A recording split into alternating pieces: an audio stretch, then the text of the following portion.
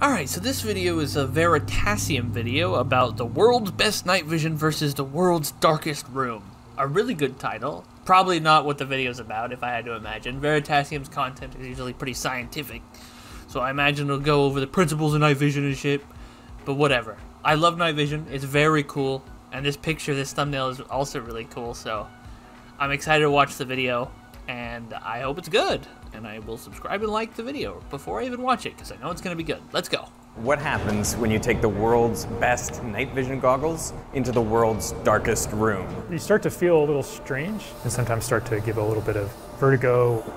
Can you tell the difference between your eyes being closed and open? Should not be able to. It'll be that dark. That's crazy. Basically zero light in here, almost no photo. So my thing is, it depends on what type of night vision it is. If it's thermal, then it should be fine to see. But if it's like just IR, like passive night vision that just boosts, then you won't be able to see Invisible, anything. that's right. Oh, I'm ready. Pitch darkness.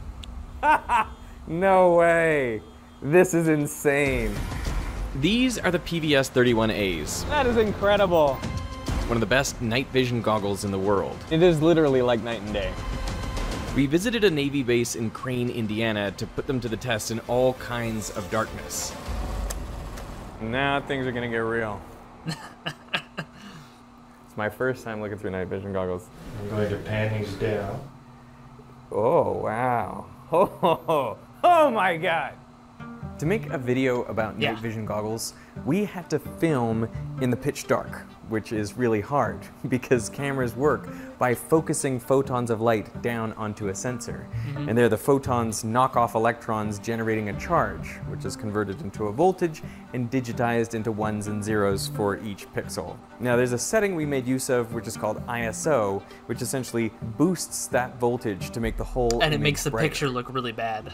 For reference, this is what a scene lit only by a single candle looks like at an elevated ISO of 6,400. That already looks Now, terrible in on my a camera. split screen, let me show you what this looks like at an ISO of 64,000. Now you can see a lot more detail in the shadow. His camera is really good, man. My camera This can't even go is that high. pretty similar to the level of detail that the human eye can see in low light situations. And now this is what it looks like on our camera's maximum ISO of 409,600. That's crazy. All the dark scenes in this video were shot at this maximum ISO. And it looks terrible. But look how dark it is compared to just a single candle. This is because the Navy base was located in the middle of nowhere, and we turned off all the street lights. All right. Plus, we planned the shoot specifically for a moonless night. In these conditions, I'm going to try to drive a military tactical vehicle with nothing but night vision goggles on for sight. I hope that's in drive. But the type of night vision goggles you use is essential. All affordable night vision goggles work the same way, and they're basically the same as strapping a flashlight onto your head. Yeah. Except the light they give off is not infrared. visible, but near infrared, wavelengths that are just longer than our eyes can see. Then they have a camera that can capture that near infrared light and display what the camera sees on a screen on the back. See, this type of night vision is not ideal because anybody who has like something else that can see IR will immediately see you, like you have a flashlight on. This is the simplest and cheapest version of night vision. It's called active illumination. There are actually 3 different types of night vision. Night vision is different categories of technologies, ones that create their own light, ones that amplify existing light, and ones that image in the emissive infrared bands. And while the other types of night The vision coolest can one. cost thousands, our active illuminators cost less than $200. It's very zoomed in, I feel like. It's not a one-to-one. It's not a one-to-one. Because they are far cheaper and easier to make than any other kind of night vision, active illumination is what's used in almost all commercial night vision goggles, or nighttime security cameras. These were the first night vision goggles I wore to attempt to drive in pure darkness. I have no idea where the focus is. I feel like you get a headache. If you could see this, you would be terrified. I'm looking out at the road and I have the focus set to the first cone. Oh my goodness, this is not advisable. I have no idea how fast we're going. The problem with these goggles is it feels very zoomed in. It is bouncing, and it's not really bouncing in time with anything. It is just like bouncing. If we hit a parked car right now, I would not be surprised. Oh God. Okay, straighten it out. Straighten it out. Ben has military night vision goggles on, so he can actually see where we're going. More to the left, Yep, and we're probably good. Oh! If I hadn't been directed from behind, we would have crashed so many times. I also feel a little bit sick, so there's that. Yeah. This is one of the big drawbacks of active illumination. There's a significant delay between what the camera sees and what's displayed on screen. For most digital systems, the fastest you could ever get is the frame rate. So if it's 24 frames per second, the fastest you could be, and the delay is about 1/24th of a second. Tens of milliseconds, maybe. Yeah. That's enough to make people get motion sickness and lose their coordination. Oh boy. Do you want to throw me a frisbee?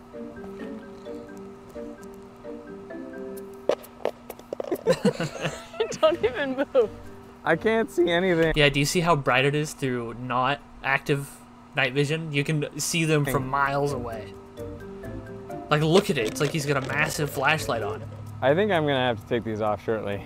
There's crazy rolling shutter, and just everything's jiggling around in front of me.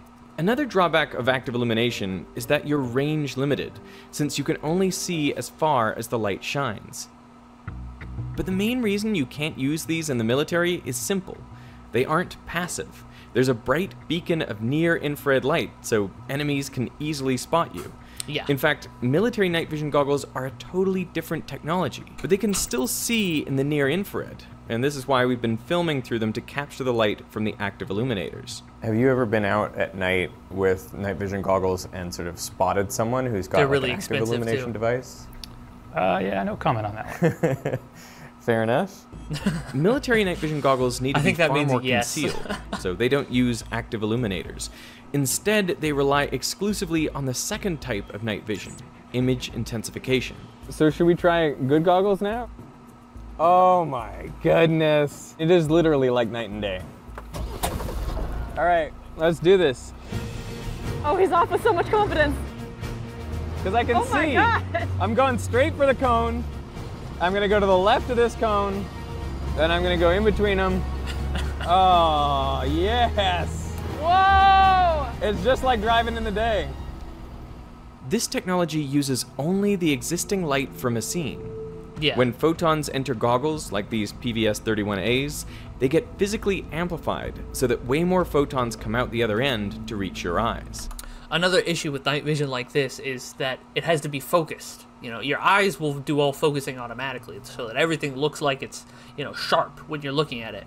But these are manual. If you want to see something far, you have to switch the old focus on it to be able to see it. And in terms of like how much brighter it makes the light, can you comment on that? Yeah, it's definitely at least on the order of thousands. Thousands of times brighter. Yeah. And they're very light, so people can wear them for more than 10 hours straight, all powered by a single AA battery. Driving the vehicle now was super easy. So easy that I got a little bit overconfident. Maybe a little slower on the corner. Okay. And since the goggles don't use a camera or display, there's almost no delay in what you see. So you can shake the goggles and the world just moves with you. The time from light in to light back out is very short. You can get down to microsecond levels, maybe even quicker, nanosecond levels. It's as if there are no goggles there at all. No, I can see so incredibly well. Let me compare to like no night vision. Oh my goodness. Man, the world looks so much better through these goggles. This is when we found an unexpected benefit of night vision. The stars are phenomenal. Through the goggles, starlight gets amplified enough to light your entire environment. This also means that the entire night sky gets revealed in its full glory. Emily, you were gonna have your mind blown when you see through these. Oh my God, you can see like so many satellites. Oh, and you can see the Milky Way so clearly. Okay, yeah, I can drive with this. Oh my God, this stretch is gorgeous. And it all looks like you're driving in snow. Like everything is sparkly and white. It's so fun. Honestly, I find it really relaxing. The one problem I noticed is that these night vision goggles have a limited field of view. You got no peripheral, really? None. I think I can, like right now with my hands, and get up to like this far. But the Navy have one set of goggles even better than the ones we've been using. These are the GPNVG-18s. They also use image intensification, but now it's applied to 4 tubes to fill your field of view. The way this optic is combining the 4 tubes, it's combining it into one sort of ellipse into your eye so that you can look with your eye side to side without having to move your head. They're the most expensive NVGs in the world. They retail for over $40,000 online. They're also the same goggles which were used in the SEAL Team 6 raid on Osama bin Laden in 2011. They're not super new. That's amazing. Yeah, I'd be happy to do anything in these goggles. Yes! It just makes you so much more confident to be able to see. The last thing that makes these military goggles feel so natural is their incredible resolution. When we characterize a night vision tube, we don't think about it in terms of pixels or resolution in that sense. We think about it in terms of line pairs per millimeter. So how many line pairs can you resolve within 1 millimeter of physical space? For a pair of night vision goggles to be military grade, they need to be able to resolve at least 64 line pairs per millimeter. I can't even do that with my eyes, qualitative but very skilled and historic process for how these are quantified for their performance. Is it like years of training, or is it? I'd say within 6 months we could have somebody up to speed. For this, I'm going to go completely dark. Okay, there's a bright chart right in there. It says +2 on one side. Does it say that? Maybe you can't say what it really says. Okay, I won't say what it really says. We ran into this issue a lot. I can't really answer that. Yeah, no comment on that one. I cannot comment on that. So the process to make the microchannel plate and the photocathode, yeah, we can't talk about that either. So much about the night vision goggles is a secret, since they're still cutting edge. This video is the absolute limit of what the Navy is willing to reveal publicly about their night vision. Though we're not allowed to show the exact bar test, we can show these. You see similar bars that we had in the night vision are out here through the trees, and then we've got, if we maybe go over to this other corner, you can see at different distances. And the bigger the optic gets, the farther away you can see, and so you need farther and farther away calibration targets to understand the resolution and the quality of those images. We do a lot of lab characterization and modeling to predict how far it'll be able to see, but the ultimate test is to come out into the real world. We use line pairs per millimeter to describe the goggle's resolution because image intensification is analog, not digital. Yeah. This is the secret to how they emulate our normal vision so well. Digital cameras have refresh rates and resolution limits to worry about because they're converting photons into discrete values on pixels. But image intensifiers are a continuous, real-time, one-to-one way to amplify light. This is how it works. A very old technology, In a dark scene, limited light from things like stars reflect off the scene and send some photons toward the image intensification tube. The lens focuses these photons onto the tube as an upside-down image, where they go through 3 steps. First, the photon hits a thin plate called a photocathode, made from semiconductors or alkali metals. When a photon hits the plate, an electron in that part of the plate gets excited and is ejected into the vacuum. Next, the electrons are accelerated through the vacuum tube by a voltage.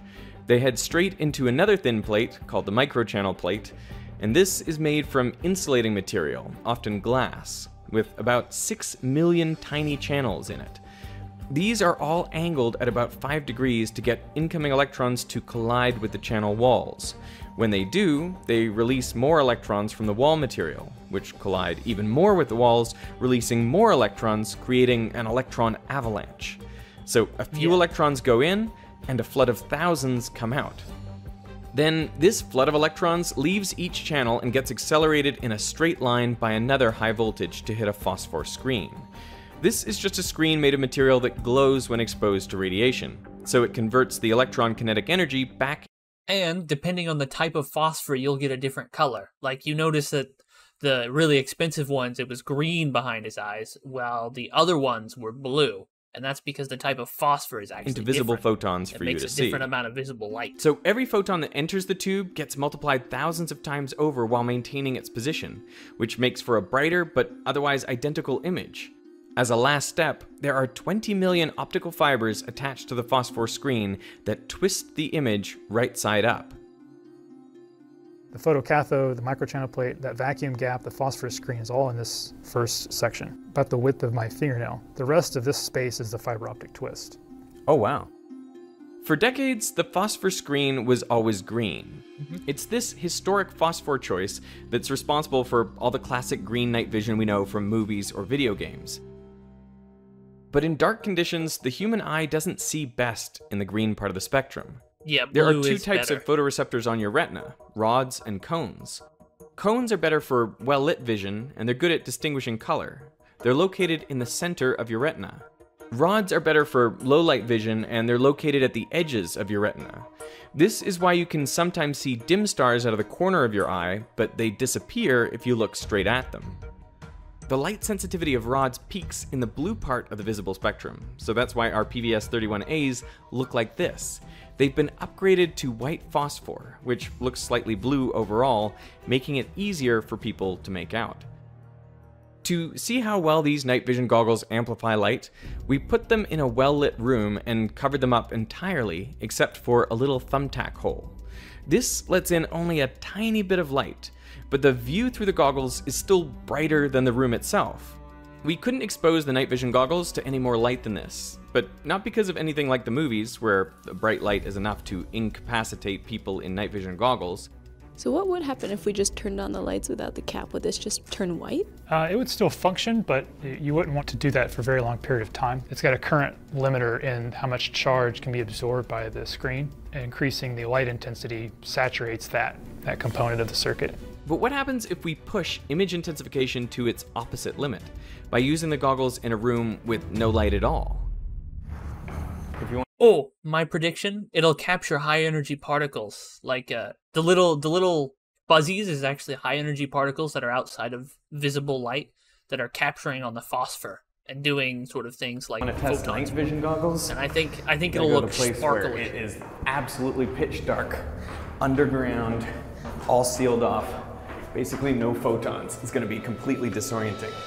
So we're in an underground range here at the Navy Base Crane, and this place is usually used to test small arms weapons, but we can also seal it up and make it very dark, all the way down to where there's almost no visible light whatsoever. So there's basically zero light in here, almost no photons. In the visible, that's right.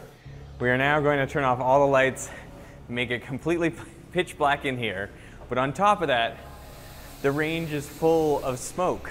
So even with night vision goggles, we might have no luck at all. If you are in pure darkness for a long period of time, what happens? You start to feel a little strange, kind of like being in an anechoic chamber where you can't hear things. The lack of sensory perception can sometimes start to give a little bit of vertigo or uneasy feeling to some. Okay. 3, 2, 1. Pitch darkness. Yeah, spooky. Okay, my night vision's on. Wow, I actually can't see anything through these. With PVS-31As in pure darkness, you mainly just see their analog processing in effect. Oh my god, it just looks like a blizzard. When I look that way, I see almost nothing. I just get snow. All this noise comes from electrons getting pulled through the goggles in two ways. One is thermionic emission. Just due to thermal energy, some electrons will have enough energy to escape the metal. And the other is due to the electric field. There's such a strong electric field in that tube that it'll pull some electrons off the photocathode. Maybe I was wrong. Can you make out the face? Because, I mean, there's a little bit of light coming out of the goggles, which might hit my face. Because image intensification can only amplify existing light, its one limitation is that it requires a light source. It can be tiny, but there has to be something. If you're in absolute darkness, even active illumination is a better bet. Now this is advantageous because if you're in a really black room, then you do kind of need to light it a little bit. Unless you use the final type of night vision, thermal imaging. With my naked eye, I can't make out the exit sign. but with the goggles, I know it's up there. While image intensification attempts to match your normal vision, thermal imaging goes beyond it. In the electromagnetic spectrum, the infrared range has longer wavelengths than the visible range. All the shorter wavelengths, up to mid-wave infrared light, are reflective, meaning that everyday objects don't emit these wavelengths on their own. You need a light source. To see my shirt, we can't be in the dark. You need visible light to reflect the blue to your eyes. And that's why we needed the near-infrared lights on the active illumination devices. But the long infrared range is actually emissive, meaning that it doesn't need a light source at all. That's because all objects emit electromagnetic radiation, and the shape of their spectra follows Planck's law. You can see that only extremely hot objects like stars have significant emission in the shorter wavelengths like visible light, but virtually everything emits in the infrared. Because thermal imaging doesn't require any external light like image intensifiers do, and doesn't need to create its own light like active illuminators do, it's undefeated in completely black situations like the underground range. It's also the best choice when there's fog or smoke obstructing your view. I am about to walk into the fog in this range, and we'll see if I disappear in the visible, and then you guys can look and see if we can pick me up on the infrared cameras. Yeah, I can't see you at all now.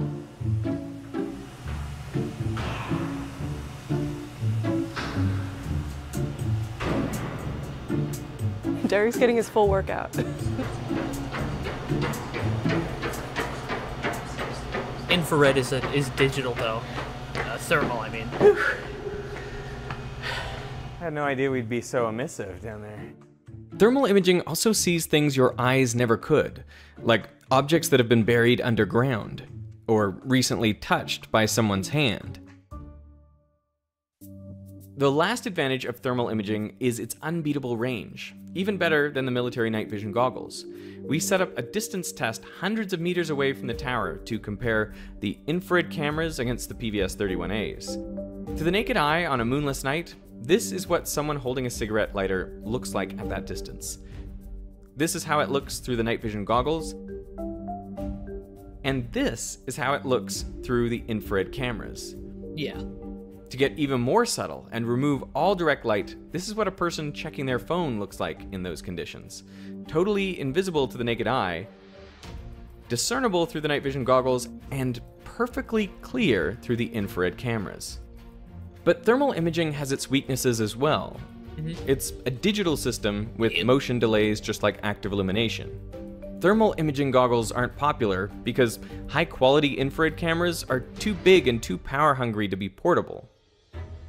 And since they only detect thermal radiation, they can't even see lettering on signs, for example. This is looking at it in the infrared. EFPTOZLPED. Anything that is visible solely due to the way light reflects off it is invisible to thermal cameras. EDFC, I don't know what that is. ZF or ZP? Currently, there is no one best type of night vision. They all have trade-offs between things like resolution. I wonder if he's going to mention it. The military uses dual systems now, where they have like they have passive and thermal in one system that all goes through, so you can see a slice of thermal and a slice of passive. Delay, light situation, concealment, and portability. Like meshed together. The entire history of night vision has been driven by trying to minimize these trade-offs. The first night vision technology, known as Gen 0, was developed for sniper scopes during World War II and the Korean War. They used active infrared illumination, much like the commercial night vision goggles of today. Then Gen 1 night vision was developed for the Vietnam War. These used basic image intensifier tubes with just a photocathode and screen, no microchannel plate. They stacked 3 of them together in a row, making them extremely bulky and distorted to look through. But the resulting scopes were sensitive enough to operate just off light from the moon and stars, giving them the nickname Starlight scopes. Yeah, Gen 2 terrible. night vision was developed in the 60s and 70s and added the microchannel plate to the image intensifier tube, increasing sensitivity so that they could be used in dark conditions like on cloudy or moonless nights. This addition also made the tubes much more compact, allowing the first sets of handheld night vision goggles to be created. The last generation, Gen 3, became available in the late 80s. These changed the photocathode material into the semiconductor gallium arsenide in order to better convert photons to electrons. They also coated the microchannel plate with an ion barrier film to increase the life of the tube from 3,000 to 10,000 hours. Though there hasn't been an official new generation of night vision goggles in over 30 years, researchers are constantly working on new improvements. Some of the basic research aspects that I can talk about are looking at how to extend the infrared regime of the detectors overall, looking at areas to have devices that can see farther into the infrared with less noise than what we can today. How did you get into night vision goggles? I was in the Marine Corps infantry in early 2000s, and we still used a similar model as this one right here in Operation Iraqi Freedom. That was one of the actually driving factors of why I got into this field. I was using things like this that were good but not great. You know, they could have been better. We were also using infrared systems that were not good at all, and so kind of using those in the field and feeling like, you know, asking that question to yourself, why is it not better? And the value of night vision extends far beyond the military. What sort of applications would people use these goggles for? Search and rescue, or places where maybe there's not power, it's too dark to see, and you want to be able to do things quickly. Thermal imaging has grown to become an entire industry, with infrared cameras used in everything from firefighting to building inspections to medical imaging. And the microchannel plate, first developed for night vision, now sits aboard space telescopes like the Chandra X-ray Observatory, helping us discover the hidden world beyond what is simply visible by eye. Wow, that's beautiful. I'm like, there are like tears in my eyes. Okay, I'm good. I feel like no one can see me because it's in the dark, but you probably can if you have night vision on.